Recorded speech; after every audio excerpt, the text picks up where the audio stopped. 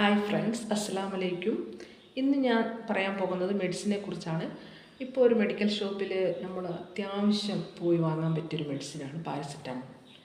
പനി, തലവേദന, ജലദോഷം ഉണ്ടെങ്കിൽ നമ്മൾ ചോദിക്കും, എനിക്കിങ്ങനെ പനിക്കുന്നുണ്ട്, 2 ദിവസമായി പനി, അപ്പോൾ ഒരു ജലദോഷമുണ്ട്. പനി മാത്രമാണെങ്കിൽ ഒരു തരിക പാരസെറ്റാമോൾ 650 ആയിരിക്കും. അപ്പോൾ 3 നേരം കഴിക്കണത്, രാവിലെ, ഉച്ചയ്ക്ക്, രാത്രി, ആഫ്റ്റർ ഫുഡ്.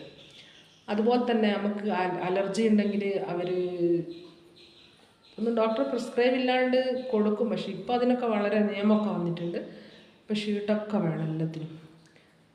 സെട്രിസൈൻ അത് രാത്രി ഒന്ന് കഴിച്ച് കഴിഞ്ഞാൽ അലർജി പമ്പ കിടക്കും.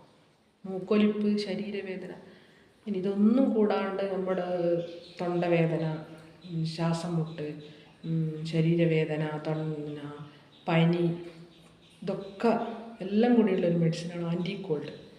അതായത് ക്ലോർഫെനിറാമിൻ മലൈറ്റ്, പാരസെറ്റാമോൾ, ഇതൊക്കെ അടങ്ങിയിട്ടുള്ളൊരു കോമ്പിനേഷൻ. അപ്പോൾ അതൊരു ഗുളിക 3 നേരം വെച്ച് കഴിച്ചാലും ജലദോഷവും പനിയും മാറും.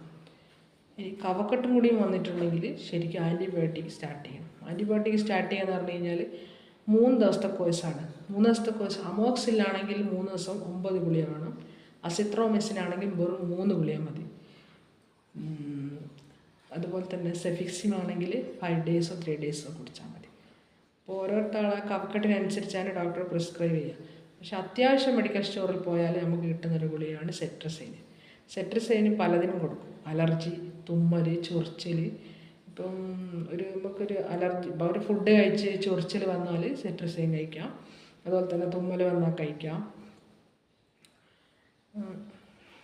സെട്രിസൈൻ ആകെ 3 ദിവസം കഴിച്ചാൽ മതി. അപ്പോൾ നമ്മുടെ ജലദോഷവും അലർജിയൊക്കെ മാറും. ഇന്നത്തെ വീഡിയോ ഇത്രയേ ഉള്ളൂ. Thank you.